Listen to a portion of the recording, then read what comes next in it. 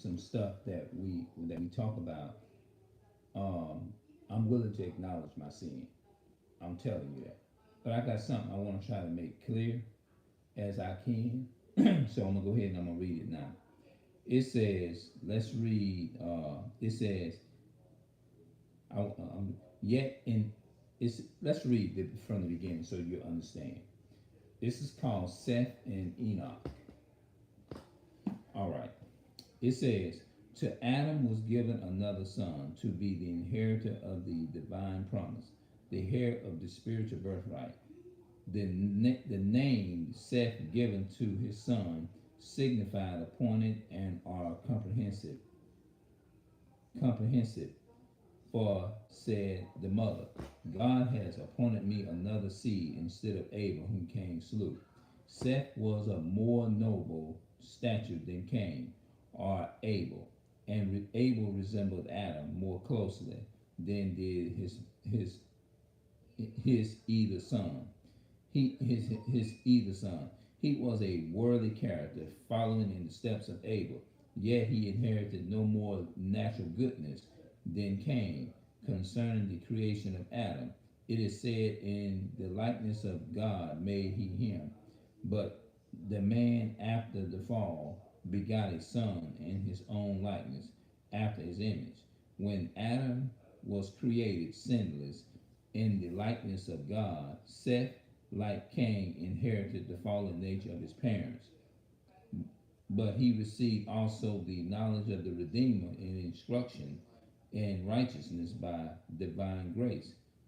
He served and honored God. He labored as Abel would have done, and lived no and had he lived.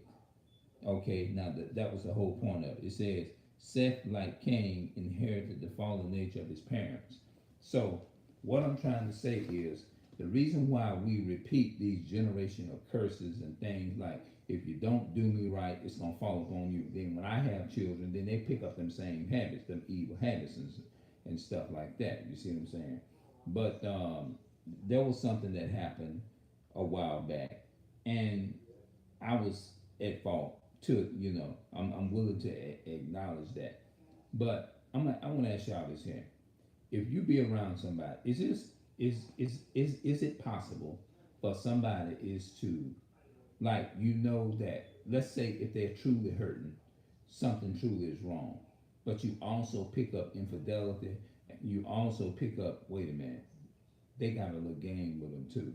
They slick. You got to kind of watch them. Would you be wrong for telling them, like, hey, look, I understand you be sick, and a lot of people would think, I'm not trying to be disrespectful because I really care about my people, you know what I mean, and I don't want to see my people in pain, hurt, and that I really don't. Naturally, I don't. You see what I'm saying? But sometimes, we can evil can come in and can take over, and sometimes we can end up saying things. We say, "Do you think you would be wrong to tell a person? I understand you be hurting, but sometimes I feel like if you can, let's just say, if you confront them and say, well, look, sometimes I think you kind of like got a little game, and you try to be slick too at the same time, and you kind of get over a little bit, but you do be sick, but you still you pick up that they trying to get over, or something ain't with something ain't right about this end. And then when you call them out on that buffoonery, on that infidelity, like, okay, you realize that they sick. I understand you sick, but you got a little infidelity in you too. When you call people out and you tell them, say, look, I respect you if you something is wrong. I understand, and I takes care of people and I have compassion for people that are hurting, people that may be down or sick or something.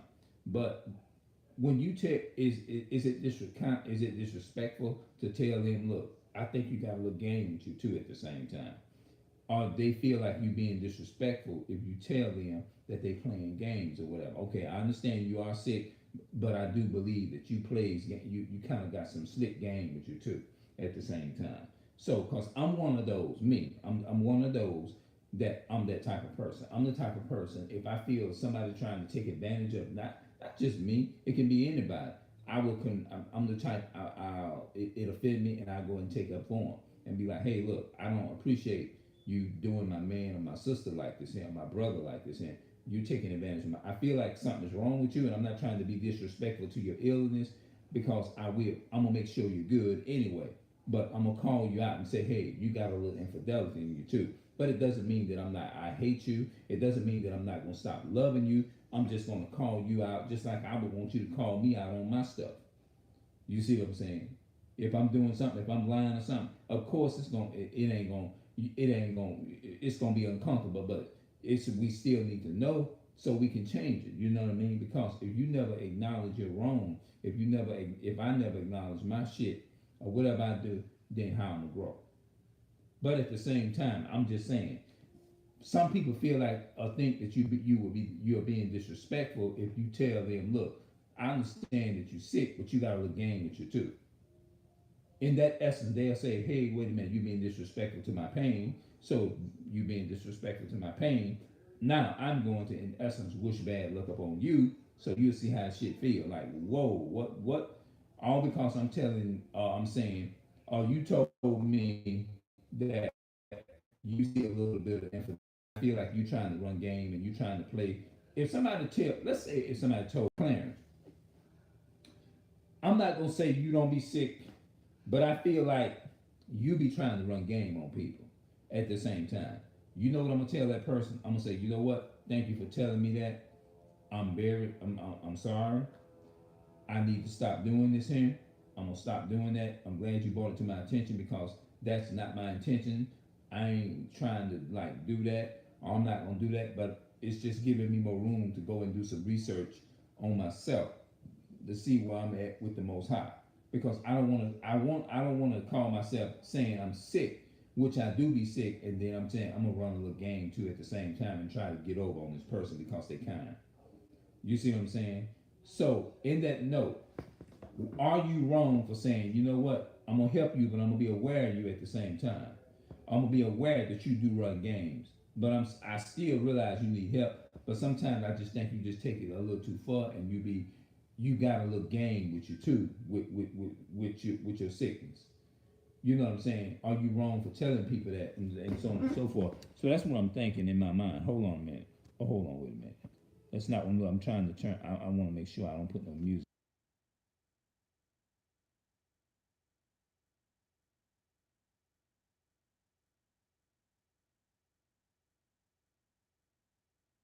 Yeah, I just want like what y'all think about that. So that's the part that I'm talking about. So when you look at Romans chapter 5 and verses 12, the Bible says, wherefore as by one man sin entered into the world, death by sin, and so death passed upon all men, for that all have sinned. It says, nevertheless, death reigned from Adam to Moses, even over them that had not sinned, even over the ones that ain't never sinned. But even though we never sinned like our forefathers, but we still is suffering from these curses from our forefathers. It says, after the similitude of Adam's transgression, who is the figure of him that was to come, but not as the offense, so also is the free gift.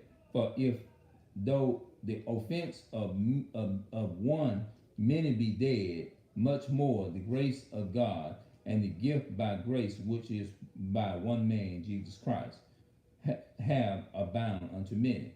And not as it was by one that sinned, so the gift for the judgment was by one to condemnation, but the free gift is of many offense unto justification. For by one man's offense death reigned by one, much more they receive abundance of grace and of the gift of righteousness, which what the of righteousness shall reign in by one man, Jesus Christ. It says, verse 19, it said, for as by one man's disobedience many were made sinners, so by the obedience of one shall many be made righteous. Now you can get a many parables from this end. It says, Romans chapter 5 and verse 19.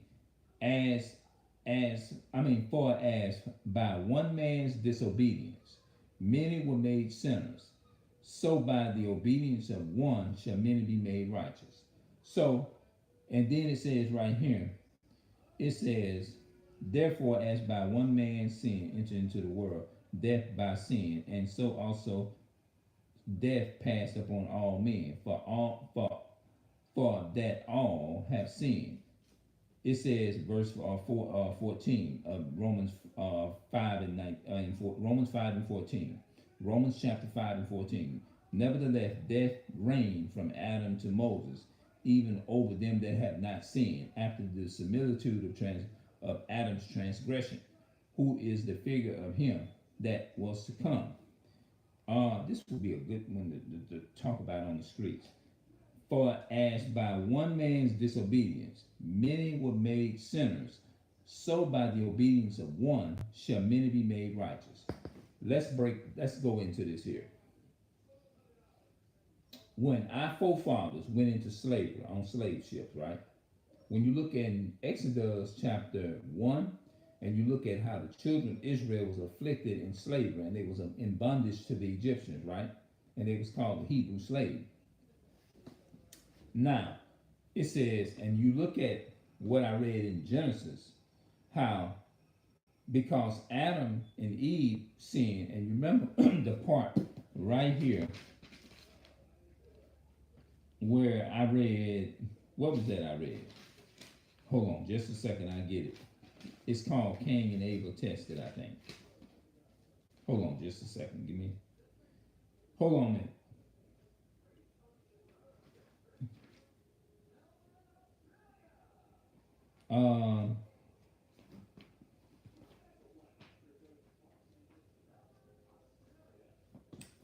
Here it is right here. It says, to Adam was given another son to be the inheritance of the divine promise, the heir of the spiritual birthright. The name Seth was to to this son signified appointed or compensation. For said the mother, God had appointed me another seed instead of Abel, whom Cain slew. Seth was a more noble stature than Cain or Abel, and resembled Adam more closely in the steps of Abel. Yet he inherited the no more natural goodness than did Cain. Concerning the creation of Adam, it is said, in the likeness of God made he him. But man, after the fall, begot a son in his own likeness, after his image. While Adam was created sinless in the likeness of God, Seth, like Cain, inherited the fallen nature of his parents. So, a lot of time we inherited things through our forefathers and foremothers. If your foremothers curse you and say you just like, let's say like, they'll say things like, you just like your black ass, evil ass daddy, right? They'll say things. And my whole point in saying this here is that your daddy was evil, just like those are curses that you are passing down. Like, okay, keep on saying the stuff that you're saying. You're gonna see wild from blah blah blah honey and all this kind of stuff. You know what I'm saying? So when you look at slavery, they tells you that you cannot blame a people for our condition that we're dealing with in modern day in 2022, supposing so-called 2022. They'll say things like you can't blame the so-called white man. How can you say things like that when our people have to depend upon them for their drugs, their medication, their insulin and diabetes, this and that, and all of that? Then you have to depend upon them and to send you money through the government, all that kind of stuff. You got to depend upon the government. So if you saying, and then also you cannot get in your car without having a driver's license or insurance, and you having your sticker up on your up to date sticker on your window. You can't do that and go around and try and drive and say I ain't gonna put no license plate on. I'm gonna take it off and I ain't gonna eat. I'm gonna take my license and I'm just gonna consume them and throw them in the garbage and just get out there on the road. Because Esau, the so-called white man, is not gonna allow you to do that. No. So if you sit up there and say that you enslave yourself, you can't blame the so-called white man. Of course, you can blame them to a degree, because a lot of the things that the so-called blacks, our people that we suffer right now, the so-called blacks, Hispanics, and Native American people, which are the real Jews according to the Bible, a lot of that they call it domestic violence, uh, child abuse, uh, domestic violence against women, domestic violence against men. Women have been violent against men. Men being violent, domestic violence against their children. All these things, this is these are curses and effects that happen from the beginning. You see what I'm saying? And we still in slavery right now, and I'm gonna prove that. Let's read from this end. Baruch chapter 3 and verse 8. Let's go there. That's gonna be a perfect example of what I'm trying to bring out now about how the Bible says. It says that death reigned from Adam to Moses, right? Even over those that who have not sinned.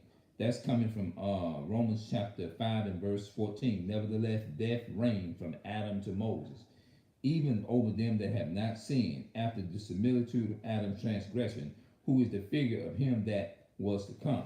All right, before I read this in the book of Baruch, let's go into Lamentations chapter 5 and verse, I think it's 8, not 7. Lamentation.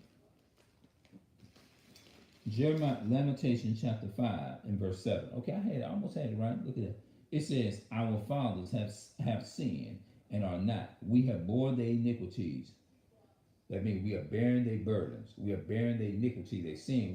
We are carrying the burden. We're feeling the effects of our forefathers that have been afraid. They doubted God in a lot of ways, and we experiencing these things. Like we're feeling the effects of slavery by when we debate and when we argue with each other about these different things. When we're selfish. Now I can admit that I don't sin against my people in a lot of ways. I'm not gonna sit up here and act like I don't do no wrong stuff. I'm not gonna sit up here and act like I have not did some evil stuff.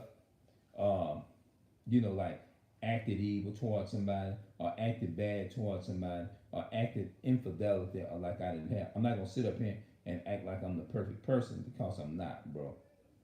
And I'm letting you know that I don't fail. I'm not gonna act like I have never been in a downfall. No, I'm not doing that. Now let's read this right in the book of the Apocrypha.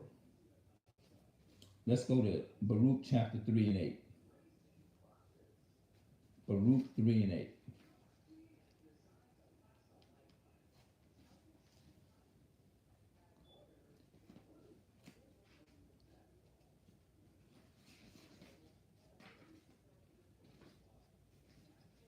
Baruch chapter 3.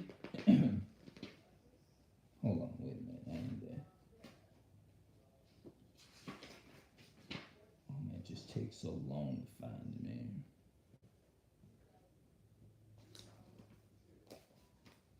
Baruch 3 and 8. I got it. The Bible says in the book of Baruch, I don't know if y'all can see that. Baruch chapter 3 and verse 8.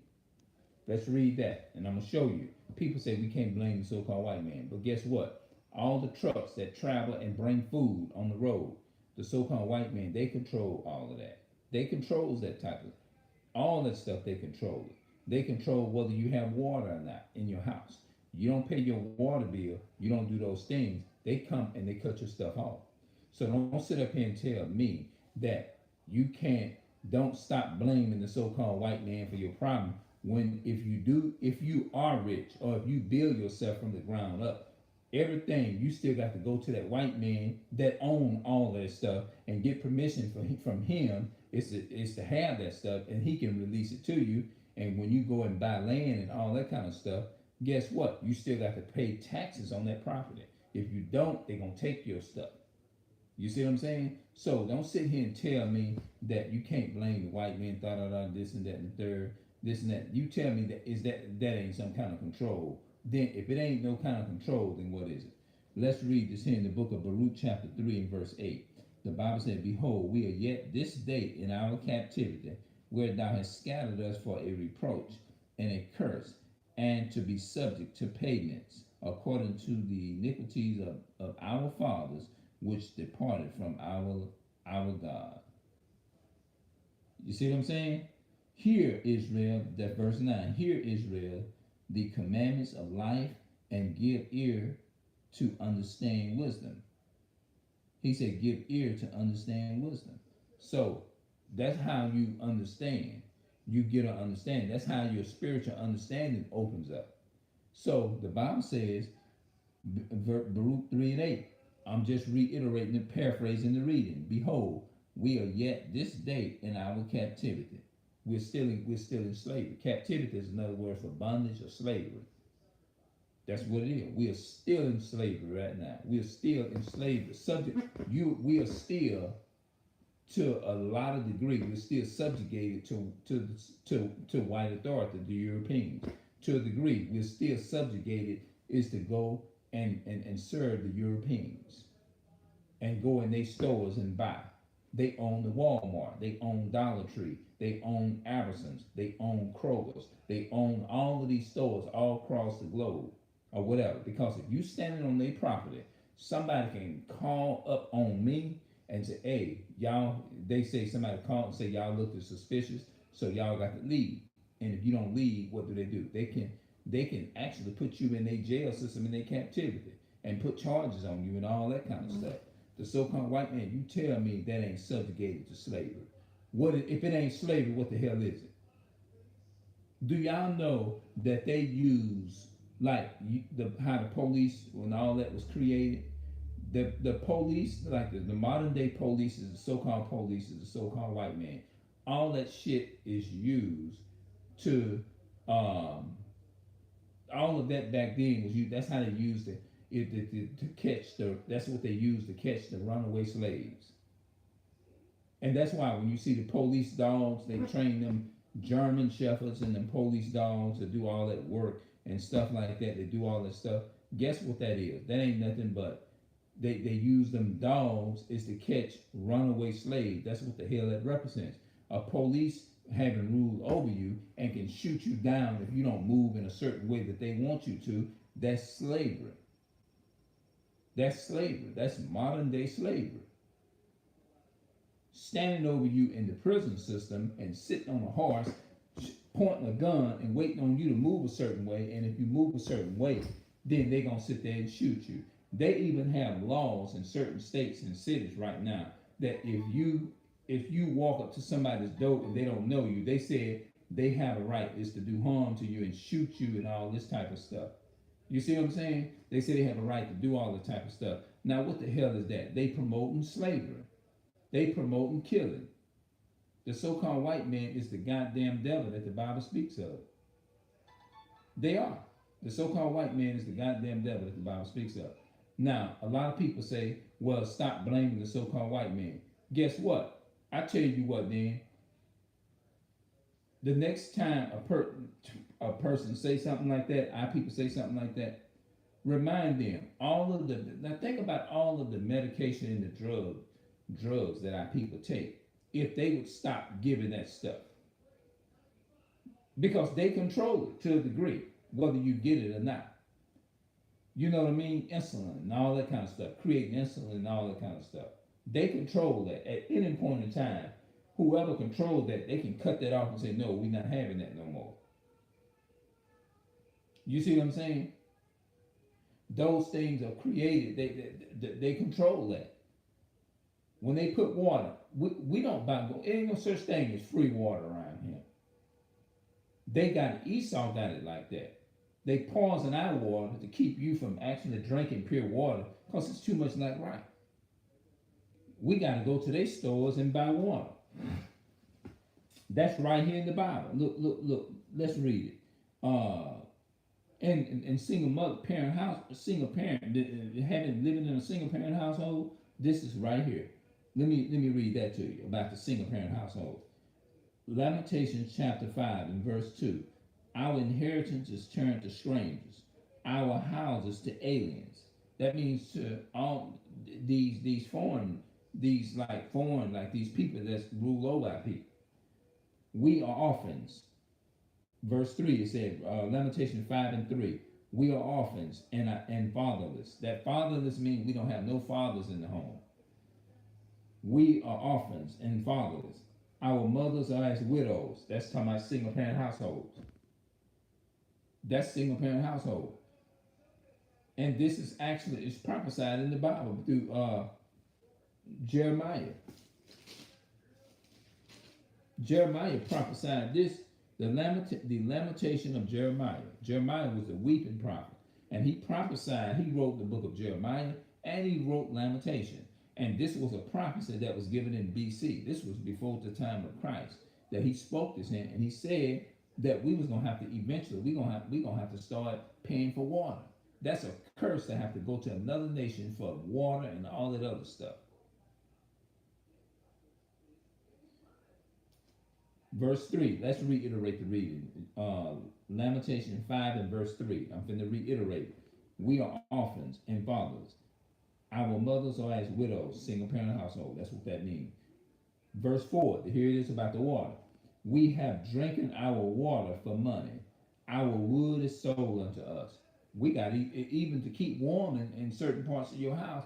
If you live in a house, you ain't got no heat or whatever, you got to go and buy the wood from them. You got to go to the Home Depot or wherever they sell some goddamn wood, and you got to go and buy you some wood, and just to come back home, light a fire and burn it just to keep warm in the wintertime. We have drinking our water for money. That means we got to go and buy water, like bottles of water. We shouldn't have to. Years ago, when our great grandpa and grandmothers and things on our daddy's side, all the way back, our people didn't have to do that. You can just walk right outside in the back of your house, the side of your house, out there in the yard. You see the apple trees, the plum tree. I kind of remember that a little bit, like where they had our people had farms, they had eggs. You can go out there and get eggs and stuff, and you can pick eggs and come back in the house and cook with them. Or either you can go out there and you can pick plums, get you a big old bowl and go out there and pick plums and all that stuff off the trees, figs and stuff, all that outside. You didn't have to go and buy none of that stuff. But because they took, it says, verse 5, our necks are under persecution. We labor and have no rest. Did Mr. George Floyd get his knee put on his neck by a so-called white devil? Yes, he did. The so-called white man. We have given the head to the Egyptians, hand to the Egyptians, and to the Assyrians to be satisfied with bread. Our fathers have sinned and are not. We have borne their iniquities. Servants have ruled over us. When it talk about in verse 8, it says servants have ruled over us. That's talking about the so-called white man. They're ruling this world. Servants have ruled over us. There is none that does deliver us out of their hand. We don't have nobody to deliver us. The Most High God is going to have to come back and deliberately pry us loose from these people. Our skin was black like an oven because of the terrible famine. They ravished the women in Zion. That means that's part of the curse too. A lot of our women and men got raped and stuff. And the maidens in their cities of Judah. Princes are hanged up by their head. That's going into talking about the lynching and stuff, when they lynched our people and stuff. This is in the Bible. Princes are hanged up by their head. The faces of elders were not honored. That means they didn't even respect the older people. They didn't even respect our older elders. They didn't have no respect for these people. So what I'm trying to explain to you is that the effects of slavery and these curses, we're still suffering and feeling the effects of that right now. We arguing with each other. We tell each other how to eat. Our people are sitting up there arguing with each other. Oh man, I'm going to eat what I want to eat.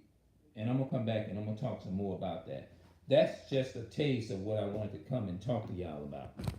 So I'm going to see y'all later, and I'm going to like I'm not gonna sit up here and say I don't do wrong. You know, like with that being said, I can be a little selfish or get because nobody don't want to hear like hear what I gotta say or something like that. Then I would in essence like say things like, oh, okay, you're just trying to run a game. I'm not doing nothing because you sitting there, you trying to run a game on da da da, this and that and the third or whatever. And sometimes I can get a little selfish with, like when the only time I do turn selfish is when I'm angry because the person didn't hear me out. You see what I'm saying? If they didn't take the time to see what I was saying that was important, I'm gonna be like, well, why in the hell you want me to see look at what you're doing important when you just shitted on what I did. You sitting up here shitting on what I'm trying to tell you, but when I get a piece of the ice of the cake, you want to have your cake and eat it too. And that's how I'm looking at it. But I can say to a degree, I can stand up and say sometimes I do be a little bit selfish and sometimes I get overly like I get angry sometimes if you know what I'm saying or whatever. And I say things like, I'm not helping that person because this person is trying to run a game or something like that. So, y'all let me know what y'all think of this video in the comment section. And I'm out and I'll see y'all later. Hopefully, y'all enjoy the video and y'all can get something out of it. All right, I'm out.